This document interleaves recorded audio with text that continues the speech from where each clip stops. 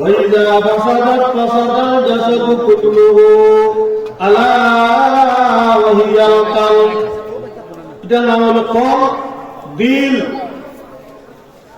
আর এই দিলের মাঝে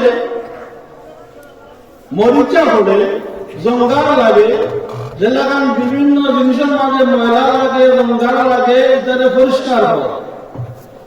ঠিক তদ্রুপ গুনাহ করার কারণে মানুষের মতনের মাঝে ময়লা কমে, গুনাহ ময়লা করে জঙ্গার করে।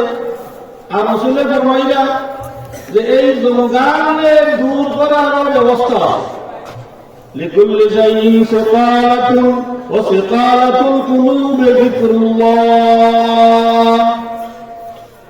প্রত্যেক সিকালা আছে, রেত আছে, আর অন্তরে পরিষ্কার করার জিনিস হইল যিকরুল্লাহ। আলা বিযিকরিল্লাহ তাতমাইন্নুল কুলুব। আমরা এই জগতের মাঝে অস্থায়ীভাবে আছি, এক সময় আমরা এই জগৎ থেকে বিদায় নেওয়া।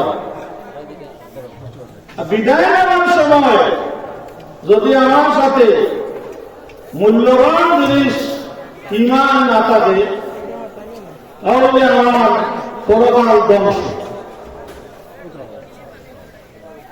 يوم لا ينفع مال ولا بنون إلا من أتى الله بقلب سليم। যেদিন মানুষের উপরে আসবে না মাল এবং সন্তানাদি, একমাত্র উপকারে আসবে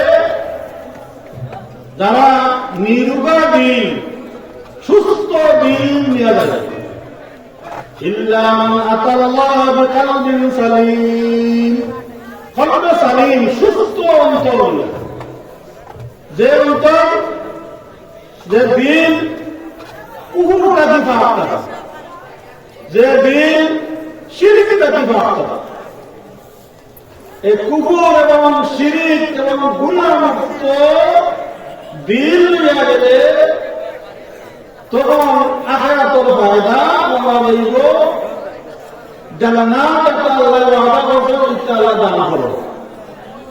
আর যদি অন্তর মাঝে শিরিক থাকে, ইন্নাল্লাহ লা ইয়াগফিরু আন ইউশরাকা বিহি ওয়া ইয়াগফিরু মা দুনা যালিকা লিমান ইয়াশা।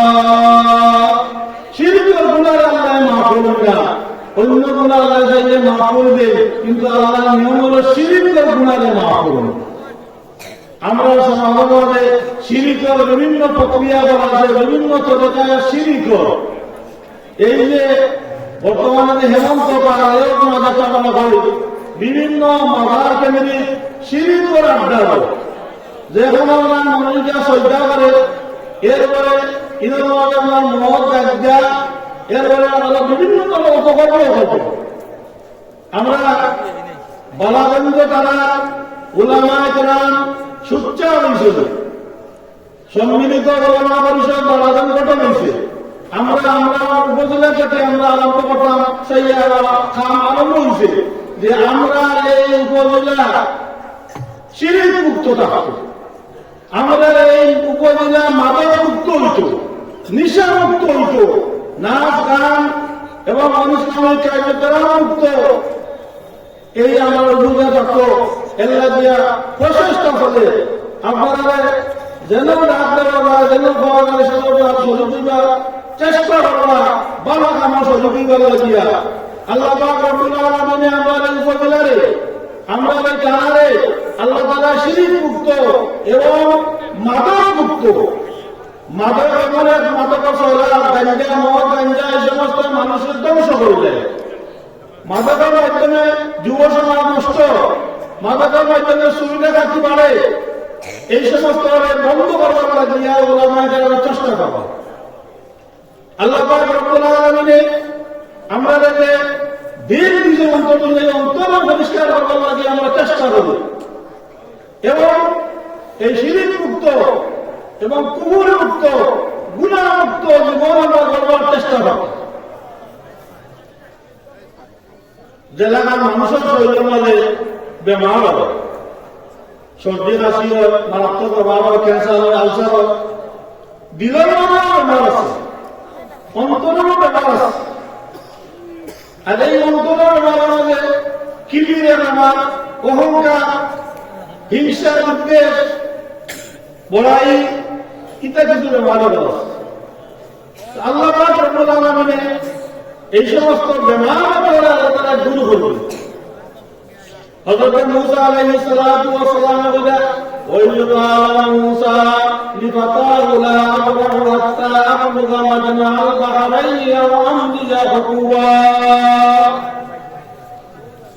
হযরত মূসা আলাইহিস সালাতু ওয়াস সালাম একবার বয়ান করলেন, খুব পুরজোর বয়ান করলেন। আর তার কিন্তু কোন নবী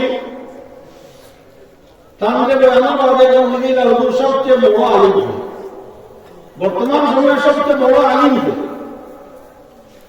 যে সময় বলছে নবী তখন এই সবচেয়ে বড় আলিম, এটা বাস্তব। তাই বাস্তবতা বলছেন যে সবচেয়ে বড় আলিম তো নবী আমির হিসেবে আমি নব, কিন্তু আল্লাহ কাছে তা ফোন করে আল্লাহ বলে না, তুমি বলতে আল্লাহ আল্লাহ পরীক্ষা চালাইলে মুসা তোমার থেকে আরো বেশি জানবে বলে আমার শোনো এনগেছে যাও শুনানো যাও। ও আল্লাহ বলে মাজমা'আল বাহরাইন, এই দুই নদীটা আমার এক হয়েছে, পারস্য নদী এবং রোম দেশের নদী, ওই জায়গা তুমি যাও। وإذ قال موسى لفتاه لا أبرح حتى أبلغ مجمع البحرين أو أمضي حقبا। এই জায়গাটা আল্লাহ যতদিন লাগে, এবার যুগ লাগলে যাবো, তবু জায়গাটা বুঝতে পারবো। আল্লাহ সময় দাও, আমাদের তোমার থেকে বেশি যাবো। মূসা আলাইহিস সালাতু ওয়াস সালাম খাদিমে লইয়া বললা, আর আল্লাহ আলামত কইয়া দিলা, বলে একটা মাছকে বাজি করবি, একটা মাছ বাজি করিয়া লগে লইও, আর ও মাছ যেটা কাটিয়া জিতই দিব বলে বিরান করা মাছ জিতই দিব বিয়া ও জায়গা ভেঙে নেবে। তাই খাদিমে লইয়া চলছিল যে আমাদের পাথর দেখে দেখে বড় পাথর দেখে আমরা বলছিল আরাম মতো খুব লাগে গেছে। এই পাথর মিশে আবে হায়া ঘুমাইছ। আর ওই সময় তারা তলির মেলা আছে মাছলিরা, আর মাছ একটু দ্বিতীয় জায়গায় ভালো ভাই চলে পানি চলে দেওয়ার পর তাকে শুরু হয়ে গেছে। খাদিমে আলোচনা করলে তার মনে হয় যে হুজুর তো কোথায় জানবো তাদের রাখছেন না, কইছেন না ঘুম প্রেমিকার বাদেও তারা কইছেন না। তারা আমার সংগ্রাম কিছু দূর আমার আগে মশাইরা বলে আমরা মাছও খবর দিতাম, বলে মাছ তো একটু দ্বিতীয় গেছে গিয়া, দ্বিতীয় গিয়া সাগরে বলে গেছে গিয়া, আর বলিয়ে গেছে বক করে গেছে, যেটা আমরা ধরে না রোমান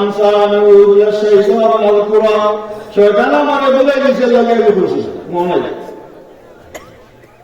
বলে আমার এটা ফিরিয়া আর আইসেন যারা ভাবতে পারবে এবং মানুষ সাধ্য বলিয়ে দেব।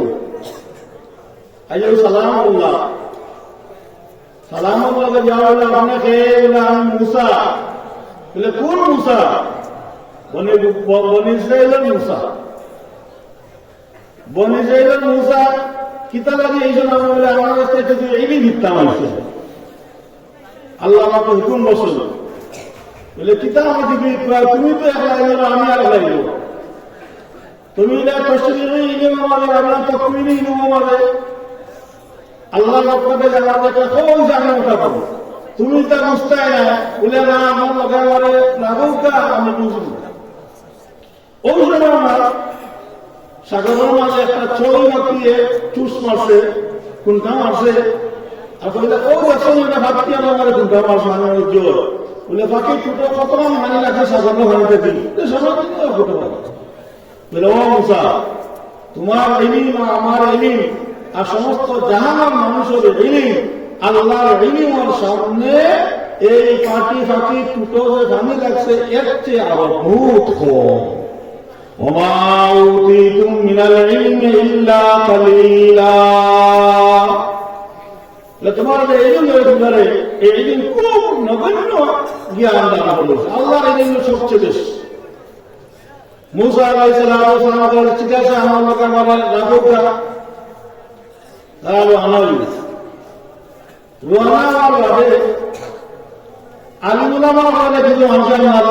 সর্বকালে মায়া করো, সম্মান করো, কোন সময় বাইরে বেড়া নেন না, কেউ বলা দিলে এটা আগর জমানাতে আছে। মুসা আলাইহিস সালাম লোকে খিজির আলাইহিস সালাম তারা যে মুসলিম নৌকার মাঝে এরা মানুষের সিমন সিনিয়ারে নৌকাতে তারা পার করেছেন, দেওয়া পার করে দিয়েছেন, কোন বাড়া দিয়েছেন। হযরত খিজির আলাইহিস সালামে কল্লা কেটায় আপন লাঠি লইয়া ও নৌকার মধ্যে ভাড়া আল্লাহ আলিয়া আপনার নৌকার তক্তা আনছে, তক্তা তুলিয়া পানি বাড়ানো করেছে, পানি বাড়ানো করেছে। মুসা বলে, এই ব্যক্তি আমাদের বিনা বানা গাড়া করাইলা, আপনি এমন তার খাদার নৌকা আমার ধ্বংস করিলা, খানা করিলা, কিন্তু আর দুটো বিষয় তোমার বলছি মাপতায় না, কিন্তু আমার লোকের রাখতে হয়, দেখো আমি কোথায় যাবো, ঠিক আছে মাপতাম না। আরো বর্তমান দেশ যাওয়ার পরে দেখলা একটা বাচ্চাকে খেলাধুলা করবা, এর বাচ্চাকে ডাকিয়া আনিয়া তার নিজের গলা বানিয়ে এদের বানিয়েছে বলে ওই কিতাব আল্লাহ।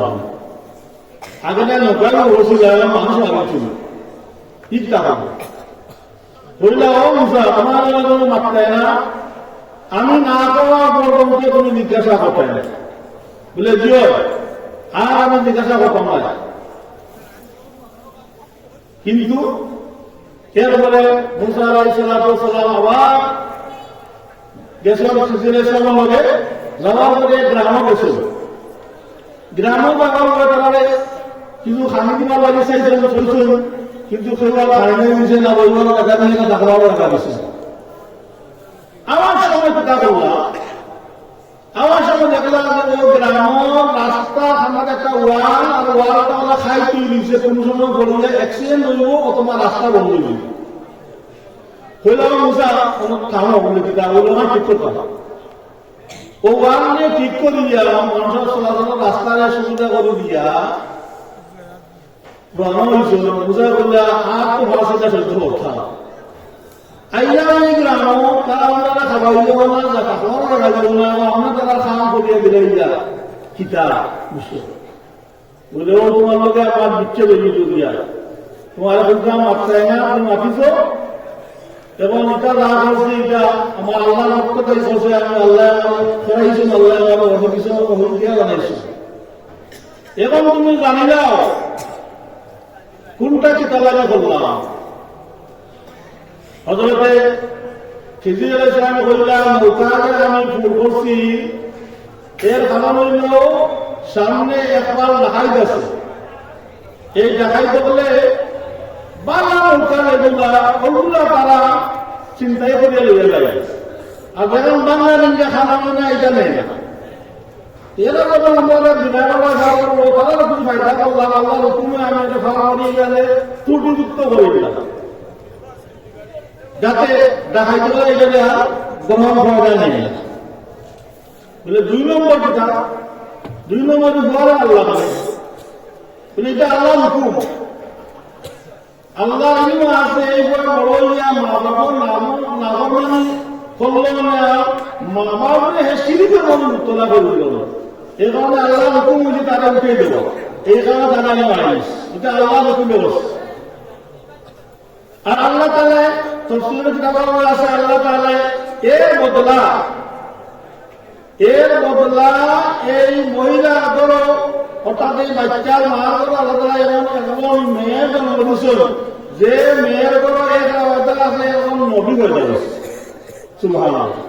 আর এক অবতার আছে 2 জন নবী হয়ে যাবে, আর এক খবর তারা হেদায়েত দিচ্ছে। বলে 3 নম্বর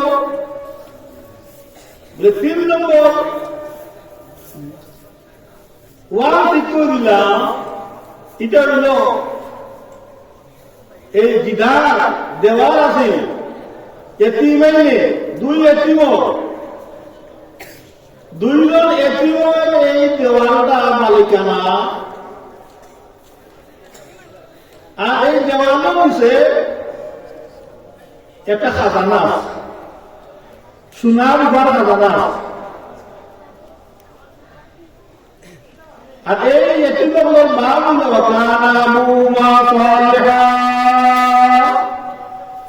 এই দুই বাচ্চা মা বাপ খুব ভালো মানুষ, দেখ মানুষ, তারা এতিমগুলো তৈরি পিছন গিয়া এতিমগুলো তারা দেয় পিছন গিয়া। এই কারণে আল্লাহ তাআলার হুকুমে তারা মালের হেফাজত করছি। আমি এই দেওয়ালটা ঠিক করিয়া দেওয়ালের নিচে তারা সম্পদ আছে, এটারে সম্পদ মাটির নিচে রাখিয়া এটারে ওয়াল ঠিক করে দিস, যাতে তারা বড় হইয়া তারা এই সম্পদ তারা বাহির করতে পারে।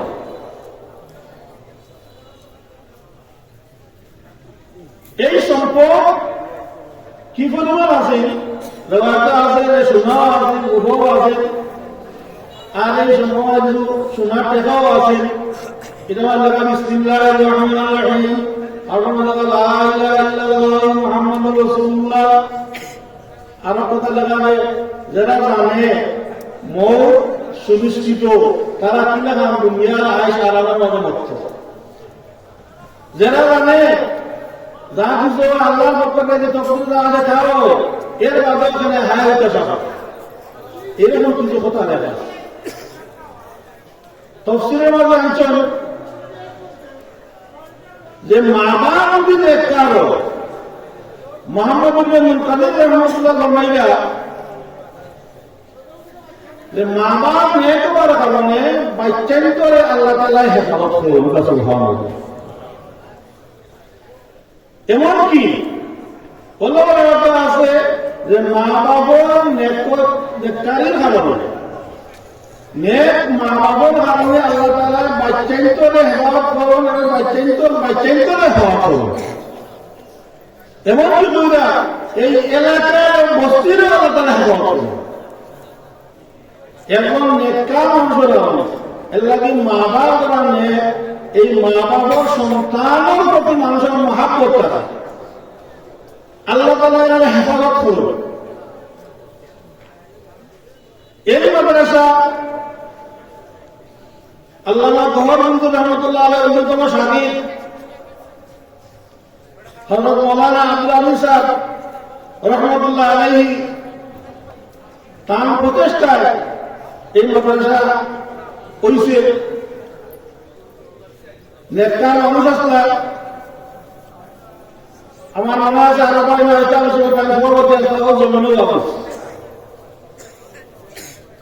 এই তার যে নেককার মানুষ এর লাগে আল্লাহ পাকে তার আওলাদ করে নেক করে, আওলাদ করে বদলে হেফাজত হবে।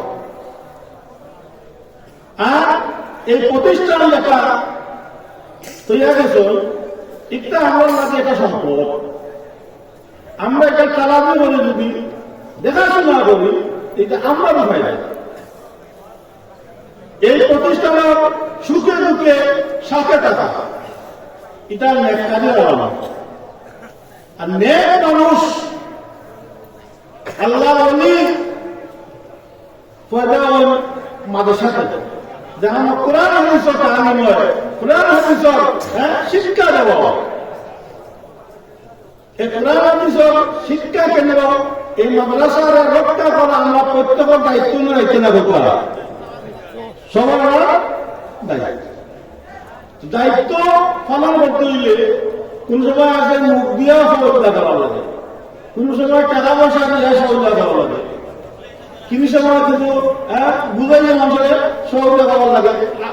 আমার ব্যাপার মাধ্যমে সহযোগিতা এক ব্যক্তি আছে আমার খুব মজবুত রাজুলন শিবলি খুব বেশি মদ পান করত, মদ পান মানে খাওয়া হইল দলীয় আছে।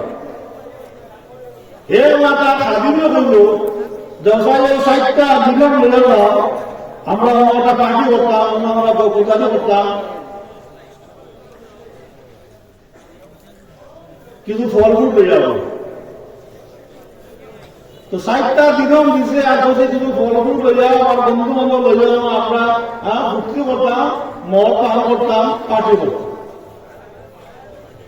টাইম গেছেন, গোলাম গেছেন 60টা দিনও লইয়া গিয়া গিয়া দেখলা মনসুর ইবনে আম্মার রহমাতুল্লাহ বুজুর্গ তাই কোন ওয়াজ কররা আর সাহিত্য সাহিত্যে এখন ফকির লাগে হইরা দাওয়ার লোকে যাবে যদি কেউ সাহিত্যা দিরহম ওই ফকিরকে দেও ও গরিবকে দেও ও মানুষকে দেও ওভাবে দেও তাহলে তার কাছে সাহিত্যা দেওয়া হবে ওটা সাহিত্যা দেওয়া হবে ইমেটার দিন আনতে দিছে গেছে জমুর আনতো মালিক বললে গিয়া আল্লাহ তার দিন বলে দিছে গিয়া আলহামদুলিল্লাহ করতে হবে তোমার কিতা দেওয়া করতাম বলে আমি তো একটা গোলাম আল্লাহ তাআলা আমার তার গোলামিটাকে মুক্ত করে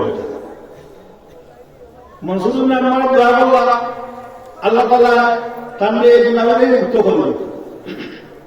2 নম্বর দোয়া করতাম বলে 2 নম্বর দোয়া করতাম আমি চাই দিরহমের পরিবর্তে আল্লাহ আমার দান 3 নম্বর যেটা 3 নম্বর এই তোমার মালিক হ্যাঁ মদ হইয়া চা হইয়া হয়ে যাবো তার অবস্থা তো খারাপ আপনি দোয়া করতে আল্লাহ তাআলা কান্দে তওবার তৌহিদ দিতা কিতা কথা তওবা করা তৌহিদ দিতা তাই মদটা দিয়া মদমানকে ছিল ওগুলো তো তাই দোয়া করব। এরপরে সাইয়েদুল কিতা সাইয়েদুল দোয়া আল্লাহ তাআলা আমারে মাফ করে দিতা আমারে মাফ করে দিতা আমার মুনিবরে আমার মালিকরে মাফ করে দিতা মনসুর ইবনে আম্মার দোয়া করিয়া দিলা খাদিম গেছিল মালিকের লাগে ফলফুল লইয়া যাইবার দিয়া তারা আমার মহব্বত খাইতো আর আমার আড্ডা মারতো দেরি গেছে গিয়া গেছে খালি আছে টেকাও নাই ফলফুল নাই বলে বলে কিতা করছো বলে আমি তোলা কাম করিয়ে গেছি কিতা করছো বলে সাহেব দিলে সাহেব দোয়া করে যাচ্ছে যে তোর ইনশাআল্লাহ বলে ভাবলাম তোরা ফরবো লাগবে দোয়া করে কি তারা বসে যাবে আসলে আল্লাহ যেটা বলছেন দিনকে ঘুরে গেছে আল্লাহ দিন ঘুরে গেছে বলে পয়লা দোয়া করাইছি আমি গোলাম আমাদের আল্লাহ গোলামিটাকে মুক্তি দান করতে কিন্তু আসানি বুঝলো বলে তো যা আসতে কি মুক্তি আসতে দিন আমার দোয়া করেছি 2 নম্বর কি তারা বলে 2 নম্বর দোয়া করাইছি যে আমি যে সাতটা দিন দিলাম আমার আল্লাহ এর বকনিতা বলে যা তোরে আমি 60 দিরহম বদলা করে আমি 60,000 দিরহম দিয়া দিলাম সুবহানাল্লাহ। বলে 3 নম্বর দোয়া দিতে করেছো বলে 3 নম্বর দোয়া করাইছি যে আমি আপনি আমার মালিক আপনি আমার মুনিব আর আপনি হারাম খাইয়া হারাম মাঝে লিপ্ত আপনারা আল্লাহ তাআলা তওবা করার তৌফিক দান করুন বলে আসানি হলো বলে আমি তওবা করলাম আমি আর কোনদিন মদ খাইতাম না আমি আল্লাহর কাছে মাফ চাই বলে 4 নম্বর কিতা বলে 4 নম্বর দোয়া করেছি যে আল্লাহ তাআলা আমারে মাফ করে দিতা আপনারও মাফ করে দিতা এই ওয়াইজিরও মাফ করে দিতা দুনিয়াওয়ালা সবকে মাফ করে দিতা হইলের দুটো আমার আপনার এই তিনটা তোমার গোলামিটাকে মুক্তি দান আমি দিলাইছি সাহেব দিলাম বকর দান আমার দিলাইছি আমি তওবা করতাম এবং করেছি কিন্তু মাফ করে দেওয়ার ক্ষমতা তো আমার নাই এটা তো আমার আপনার